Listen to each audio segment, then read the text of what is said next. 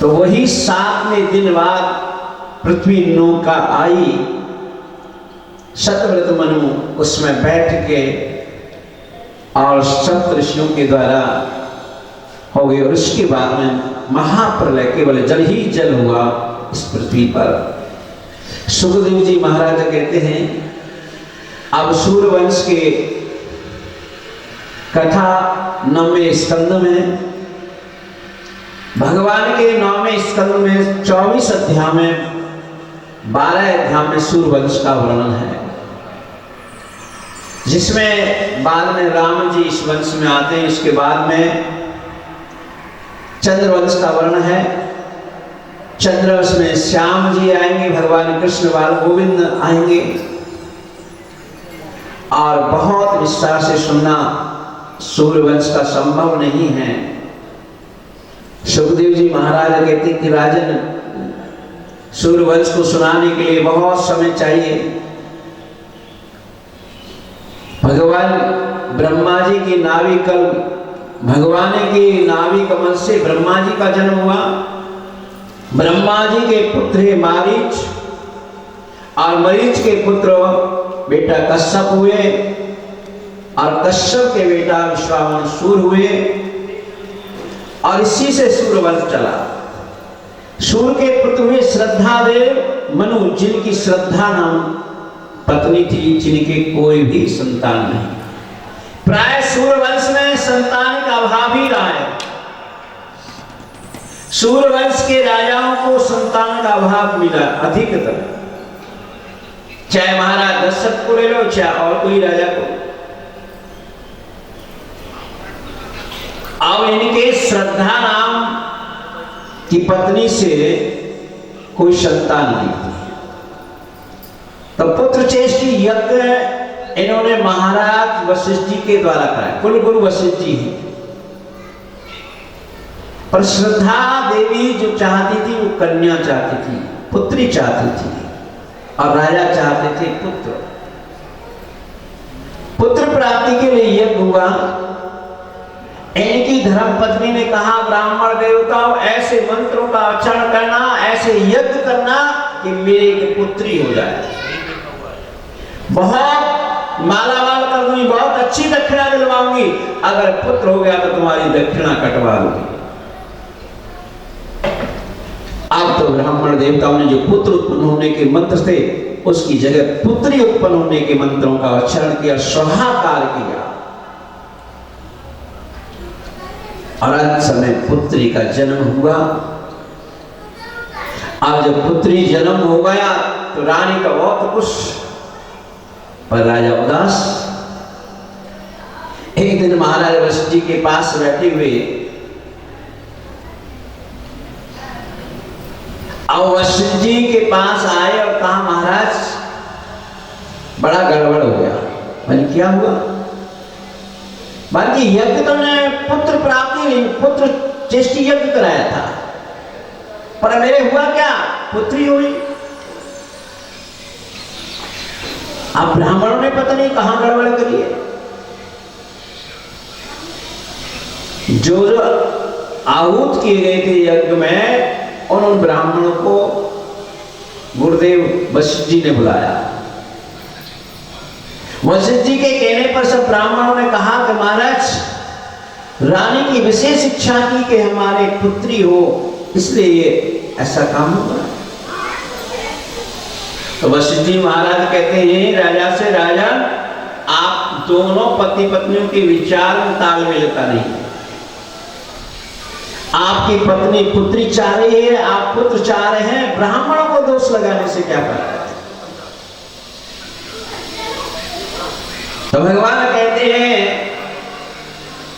राजा ने कहा महाराज आप अभी भी कुछ कर सकते हो, इस पुत्री को ही आप पुत्र बना दीजिए।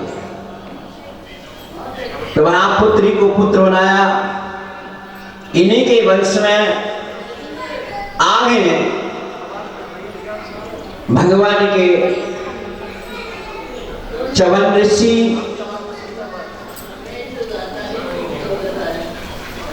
आपने कथा सुनी होगी, चमनप्राश जो चल रहा है वो चमन ऋषि की ही देन है।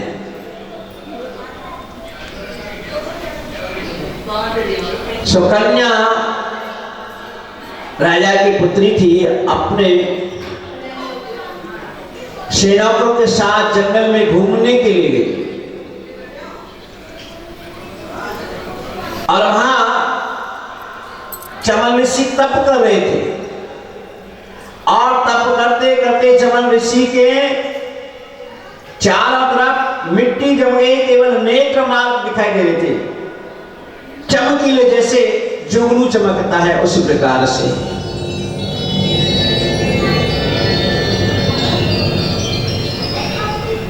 अब जुगनू जैसे चमकता है तो सुकन्या कुमार अवस्था में थी, तो बालकपन का जो स्वभाव होता है, उसने एक कांटा लिया और वो जुगनू जैसे चमकीली चीज थी उसमें चबा दिया। अब तो महाराज के नेत्र से दूधर बहने लगा। अब देखा तो जितने सैनिक थे उन सब के हवा पानी बंद, सब घबरा गए। तो सैनिकों ने पूछा कि आपने कहीं कोई अपराध तो नहीं किया? तो सुकन्या ने बताया कि हाँ, एक जगह कुछ जुगनू जैसी वो मुझे दिखाई दिए, मैंने एक कांटा चबा दिया। स्वयं राजा आया और सुकन्या का विवाह चमन ऋषि के साथ में किया। चमन ऋषि ने अश्विनी कुमारों से सरोवर में स्नान करके अपनी नवयुक्त जवानी प्राप्त की। सुखदेव जी महाराज कहते हैं इन्हीं के वंश में आगे नभग हुए, नभग के नाभाग हुए और नाभाग के अमरीश जी हुए। अमरीश जी बड़े पुण्यात्मा और धर्मात्मा राजा थे, सम्राट थे, चक्रवर्ती राजा थे। और चक्रवर्ती राजा होते हुए भी भगवान की इतनी सेवा कि आप और हम सोच नहीं सकते। पता है किस प्रकार से सेवा करते थे राजा? गेहूं अपने आप धोते थे, छानते थे, बीनते थे, सुखाते थे, सुखा के बीन के और फिर स्वयं अपने हाथ से चक्की चलाते थे, पीसते थे। सम्राट थे, चक्रवर्ती कोई साधारण राजा नहीं थे अमरीश जी। हमारे पास में थोड़ा बहुत धन आ जाए, थोड़ा बहुत हो जाए तो 10-20 नौकर रखते हम। अमरीश जी के पास कितने नौकर होंगे? जो सम्राट है, फिर भी इतने 100 दास दासियां होते हुए भी, सेवक सेवकाएं होते हुए भी अमरीश जी स्वयं भगवान की भोग सामग्री तैयार कर रहे हैं। अमरीश जी विचार करते हैं कि किसी ने कोई भगवान के लिए भोग प्रसाद तैयार हो रहा है तो कहीं किसी प्रकार की स्वच्छता गड़बड़ ना हो जाए। एक दिन क्या हुआ कि अमरीश महाराज चक्की चला रहे थे। अमरीश जी चक्की चला रहे थे। वो चक्की चलाते हुए अमरीश जी को पसीना आ गया। अमरीश जी को जब चक्की चलाते पसीना आया तो अमरीश जी ने देखा बहुत सुगंध और शीतल हवा कहीं से आ रही है। सुगंध भी है और शीतल हवा भी है। जब पीछे मुड़ के देखा तो स्वयं भगवान पंखा डुला रहे। अमरीश जी के लिए भगवान स्वयं पंखा डुला रहे हैं। धन्य है अमरीश जी, उनकी भक्ति, उनका समर्पण धन्य है। देखा तो महाराज, अरे आप प्रभु, आप क्यों इतना कष्ट उठा रहे हैं? भगवान ने कहा अमरीश जी, जब आप मेरे लिए इतना सब राजपाट इतना वैभव होते हुए स्वयं चक्की पीस रहे हैं, तो मैं आपकी हवा भी नहीं कर सकता।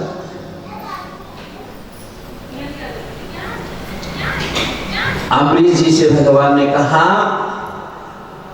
अमरीश जी हमेशा आप मेरी भक्ति में लगे रहते हैं, मेरी पूजा पाठ में लगे रहते हैं,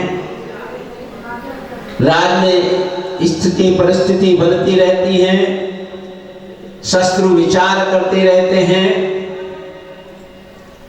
मेरा ये चक्र सुदर्शन है, ये आज से आपकी रक्षा में है। कोई भी आपत्ति विपत्ति आएगी तो ये स्वयं आपकी रक्षा करेंगे चक्र सुदर्शन। भगवान चक्र सुदर्शन प्रकार प्रदान करके चले गए।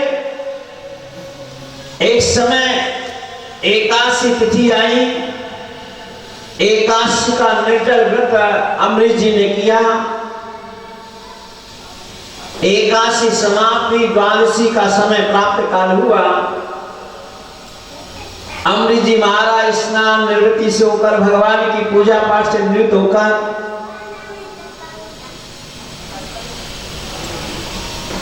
इतने में ही दुर्वासा जी आ गए। अब दुर्वासा जी का आदर सत्कार हुआ। दुर्वासा से अमरीश जी ने कहा कि महाराज भोजन ग्रहण किए। दुर्वासा जी महाराज कहते कि मैं अभी संध्या वंदन करके आता हूं, उसके बाद ग्रहण करूंगा भोजन। दुर्वासा जी संध्या वंदन करने के लिए चले गए और इधर द्वादशी तिथि समाप्त होने वाली थी, त्रयोदशी आने वाली थी। व्रत ले रखा गया, द्वादशी में ही व्रत का पालन करना है। अब ब्राह्मणों से अमरीश जी ने परामर्श किया। तो अमरीश जी ने जब ब्राह्मणों से परामर्श किया तो ब्राह्मणों ने कहा कि आप भगवान का चरणामृत ग्रहण कर लीजिए। चरणामृत ग्रहण करने से आपको किसी प्रकार का कोई दोष नहीं लगेगा। तो अमरीश जी ने चरणामृत ग्रहण कर लिया। अब दुर्वासा जी आ गए।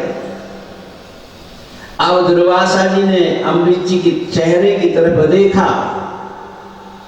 तो दुर्वासा जी को लगा कि अमरीश जी ने पहले ही हमसे प्रसाद पा लिया है। अब दुर्वासा तो क्रोधित हो गए।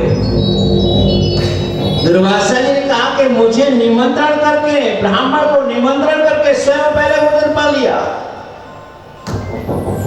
आप मुझे जानते नहीं। क्रोध अवस्था में दुर्वासा जी ने एक जटा उखाड़ी और उसे कृतका उत्पन्न कर दी। कृतका जैसी उत्पन्न हुई तो अमरीश जी की तरफ चली। अमरीश जी की रक्षा में तो सुदर्शन चक्र लगा हुआ है, तो पहले तो कृतका को भस्म कर दिया। कृतका के बाद में अमरीश जी ने वही हाथ जोड़ के खड़े और सुदर्शन चक्र दुर्वासा जी के पीछे पड़ गया। अब दुर्वासा जी की लंबी दौड़ लगवा दी सुदर्शन चक्र में। अब भागने लगी दुर्वासा जी।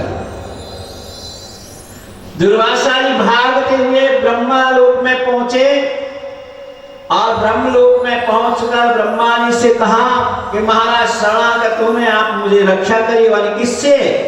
वाली सुदर्शन चक्र से। वाली जिसका है उसी के पास जाओ या भगवान शिव के पास में जाओ। कैलाश में बहुत अधिक ठंड पड़ती है, हिमालय में तो यहां से 100 गुना अधिक ठंड है, पर अमरीश जी के पसीना छूट रहे हैं। भगवान कैलाश पर्वत पर गए, भगवान शिव के आश्रम में भगवान शिव से कहा महाराज मेरी रक्षा करिए। मानी किससे रक्षा करनी है? मानी चक्र सुदर्शन से।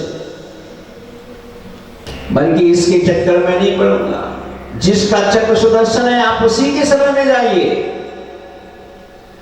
ब्रह्मा जी ने भी दुर्वासा जी को नहीं बचाया, भगवान शिव ने भी दुर्वासा जी को नहीं बचाया। अब स्वयं भगवान के वैकुंठ लोक धाम में विष्णु जी के पास पहुंच गए, जिनका चक्र सुदर्शन है। त्राहिमाम भगवान मेरे जैसे ब्राह्मण की शरण में आयु रक्षा कीजिए, शरणागत की रक्षा कीजिए, रक्षा कीजिए। कि वहां किससे रक्षा की जाए? महाराज जी आपके पास चक्र सुदर्शन है। पर ये चक्र सुदर्शन तो मैंने अमृत जी की रक्षा में दिया हुआ है, अब मैं आपकी रक्षा नहीं कर सकता। अमृत जी को दिया हुआ चक्र सुदर्शन है। दुर्वासा जी से भगवान कहते हैं कि मैं आपकी रक्षा नहीं कर सकता। क्यों? कि भक्त की रक्षा के लिए है। तो भगवान से दुर्वासा जी ने कहा, महाराज आपकी शरणागति विफल हो जाएगी। आपकी शरणागति, आपकी शरण में तो जो आ जाता है, कितनी पाप करके आ जाए, कितनी दुराचार करके आ जाए, आप सबकी रक्षा करते हैं। आज क्या आपकी शरणागति खाली जाएगी? वही नहीं, आप हमारी शरणागति खाली नहीं जाएगी। हम आपको उपाय बता रहे हैं, हम आपको उपाय बता रहे हैं, आप चले जाइए। तो भगवान कहते हैं, अहम भक्त पराधीनो हा स्वतंत्र दिज्जा साधु वै हृदय भक्तो भक्ति जना प्रिय। मैं किसके अधीन हूं? भक्तों के अधीन हूं। नारद जी ने भी भगवान से कहा ना, परम स्वतंत्र सिर पर नहीं कोई। आप परम स्वतंत्र हैं, आपको सिर पर कोई नहीं है, जो आपको भाता वही करते हैं। तो यहां भगवान ने अमरीश जी से कह दिया, मैं स्वतंत्र नहीं हूं, भक्ता पराधीन, मैं अपने भक्तों के पराधीन। आप शरणागति वापस जाएं और अमरीश जी के पास, जिनकी रक्षा में सुदर्शन चक्र लगा हुआ है, उनकी शरण में आपको और शरणागति मिल सकती है, अन्यथा कहीं और शरणागति नहीं प्राप्त होगी। तो आप इस कथा से ये सीख सकते हैं कि भगवान के भक्त संतों का अपमान करने से, ब्राह्मणों का अपमान करने से भगवान आपकी रक्षा नहीं कर सकते। इसलिए कभी भी जो भगवान का भक्त है, और स्वयं भगवान ने कह रखा है कि मैं अपना अपमान सहन कर सकता हूं, पर भक्तों का नहीं। दुर्वासा जी कोई साधारण ऋषि नहीं है, भगवान के परम प्रिय भक्त हैं, तपस्वी हैं दुर्वासा जी। स्वयं शंकर के अंश से प्रकट हुए हैं, तो कोई साधारण तो है नहीं दुर्वासा जी। पर आज भगवान ने या शंकर जी ने, ब्रह्मा जी ने शरण नहीं दी। क्यों? कि इन्होंने नारायण का अपराध किया। और नारायण ने शरण क्यों नहीं दी? कि भक्त का अपराध हुआ है, मेरे भक्त का अपराध किया है।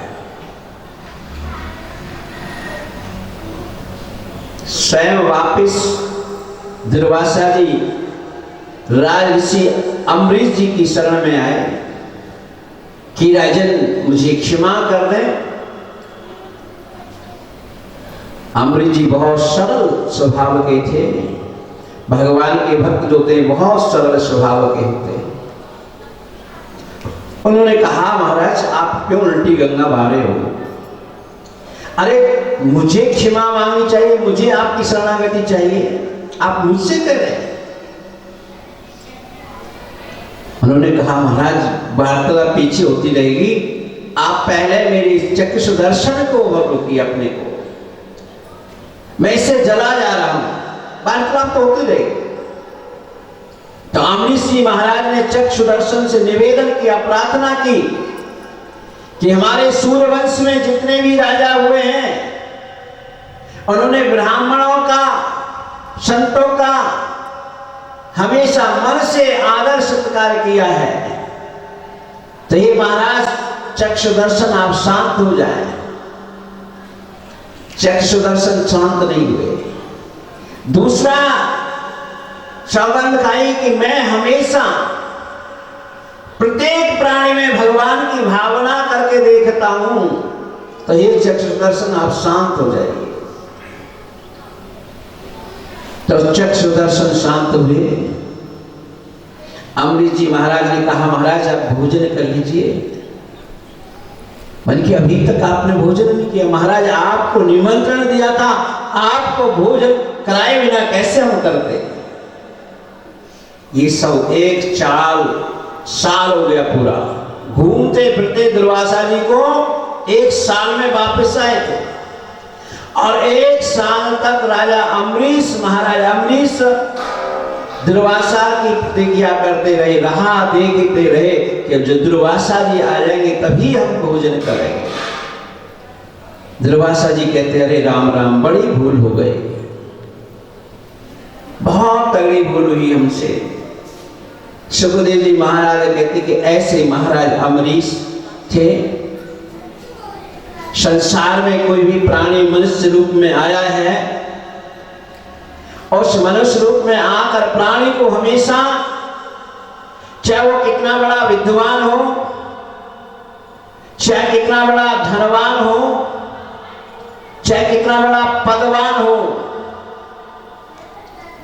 अगर उस मनुष्य में भगवान की शरण में नहीं गए, भगवान के लिए जिनके नेत्र दर्शन के लालायित नहीं हुए, जिनका मस्तक भगवान की श्री चरण कमलों में नहीं झुका, जिन्होंने भगवान के नाम का संकीर्तन नहीं किया, जिन कानों ने भगवान के नाम की कथा नहीं श्रवण नहीं की, वो सब व्यर्थ हैं। यहां एक विधा बताई कि मनुष्य का स्वभाव किस तरह का। मनुष्य तो है, पर मनुष्य की 4 जगह उन्होंने पशुओं से तुलना की है। प्रथम श्वान से की, कुत्ते से की। श्वान जैसे केवल अपनी भोग विलासता में रहता है और थोड़ी थोड़ी देर में किसी बात पर झगड़ने भौंकने लग जाता है, ऐसी मनुष्य की स्थिति है कि वो थोड़ी थोड़ी बात में ही एक दूसरे से लड़ना शुरू कर देता है, झगड़ना शुरू कर देता है। ये दूसरी स्थिति। पहली स्थिति श्वान की बताई। दूसरी स्थिति मनुष्य की क्या है? मनुष्य तो है, पर इतनी स्थिति डाउन है उसकी कि वो विचार नहीं करता कि मुझे खाना है नहीं खाना है। मैं किसी का भी कोई सामान हो, हड़पने की इसके अंदर इच्छा रहती है। पहले लोग दूषित धन को अपने घर में नहीं आने देते थे। कोई खराब धन है, दूषित धन है, दूषित जगह से आया हुआ है, खराब जगह से आया हुआ है, तो हमारी बुद्धि खराब हो जाएगी, आने वाली संतान खराब हो जाएगी। इसलिए लोग उस धन को और खान पान को बिल्कुल देखते थे कि ये खाने योग्य चीज है या नहीं है। आज हमारी शुगर वाली स्थिति है, जो हमें मिल रहा है, जैसा मिल रहा है, हम विचार ही नहीं कर रहे। दूसरे के हड़पने की कोशिश करते हैं, दूसरे के मानने की कोशिश करते हैं, और उससे हमारी बुद्धि वास्तविक खराब हो रही है और हमारी संतान भी खराब हो रही है। तीसरी स्थिति क्या है मनुष्य की? कोई विद्या बहुत बड़ी हो गया, विद्यावान हो गया, कोई बहुत बड़ा पद मिल गया, कोई बहुत बड़ा धन मिल गया, तो जैसे ऊंट ऊपर मुंह करके चलता है ना, उसी प्रकार वो मनुष्य भी ऊपर जैसे मुंह करके चलता है, ऊंट के जैसा मुंह उठा के। कोई संतों को, ब्राह्मणों को, अपने ज्येष्ठों को कोई नमस्कार नहीं करता। अरे इनको हम नमस्कार करेंगे, हम इतने बड़े धनवान, इतने बड़े पदवान हैं, इतने बड़े विद्यावान हैं, हम इन संत महात्मा को, ब्राह्मणों को नमस्कार करेंगे? ये हमें नमस्कार कर रहे हैं। तो उनका हमेशा ऊंट जैसा, ऊंट देखता है भाई चाल हमारे ऐसी है और मुंह भी हमारे जैसा उठा हुआ है। चौथा, मनुष्य पूरे जीवन अपना परिवार के भरण पोषण में लगाता है, वृद्धावस्था आ जाती है, काम कर नहीं सकता, चारपाई उसने पकड़ ली, उसने विचार, कोई सज्जन ने कहा महाराज अब तो भजन कर लिया करो, अब भजन की उम्र हो गई है। अरे महाराज जीवन भर भजन ही करना, एक वैष्णव की पोती की शादी हो जाए फिर आराम से भजन, इसी की टेंशन है केवल।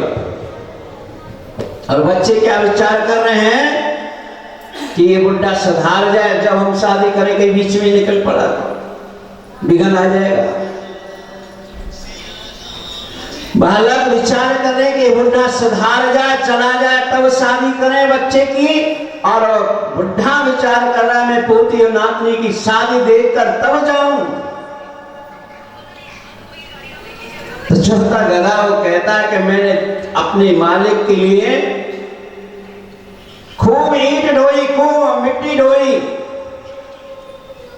परंतु कभी भी मुझे पार्षद का इनाम नहीं मिला। अब आप हमको भी पार्षद का इनाम नहीं मिलता, आखिर में ये और कह देते अरे तुमने किया ही क्या है। जितना सब करने के बाद में भी सुनने को मिलता है तुमने किया ही क्या है। कोई पार्षद तो उस गधे को नहीं देता, कोई कभी शाबाशी धन्यवाद उस गधे को मालिक नहीं देता, और मालिक क्या करता है जब गधा काम करने लायक नहीं हो जाता तो डंडा मार के बाहर निकाल दिया जाता है। जब तक पिताजी अच्छी तरीका से कमा रहे हैं, नोट जेब में है, शक्ति बल है, शरीर ठीक चल रहा है, तब तक खूब बादाम का हलवा खिलाएंगे और कहेंगे किसी चिंता मत करना। और जैसे देखा दाना पानी अब जेब में भी नहीं, शक्ति भी क्षीण हो गई, तो अब बच्चे कह रहे हैं कि हमारी जिम्मेदारी, दूसरा भी तो है, उसने भी तो बराबर का हिस्सा लिया है। अरे उसके यहां जाके रहो, और उसके यहां जाके भी नहीं रहना तो क्या करना है, यात्रा में चले जाओ कहीं। तो ये स्थिति वास्तविक स्थिति मनुष्य की है, ये हम कई बार देखते हैं। फिर भी वो मनुष्य ऐसा सब कुछ भोगते हुए भी, अनाप शराब उल्टा सीधा खाते हुए भी, कुत्ते बिल्ली की तरह लड़ाई करते हुए भी अपने आप को कभी उस परमात्मा के भजन के लिए, अरे मनुष्य का देह जो मिला है परमात्मा के भजन के लिए मिला है और किसी के लिए नहीं मिला। आप कब जागृत होंगे, कब सोचेंगे पता नहीं। अरे अच्छी चीज ही देख लो कम से कम। आज तो दूरसंचार ने ऐसा काम कर दिया, मोबाइल ने ऐसा काम कर दिया, उसमें अनेक प्रवचन आते हैं, अनेक कथाएं आती हैं। वृंदावन में प्रेमानंद जी महाराज का प्रवचन देखिए, उनके प्रवचन के प्रभाव से मथुरा की जेल के कैदी भी नाम संकीर्तन, राधा नाम का संकीर्तन करते हैं। मथुरा की जेल के कैदी भी भगवान के नाम के संकीर्तन कर रहे हैं। तो तुम्हें तो किसी कैद में भी नहीं रख रखा।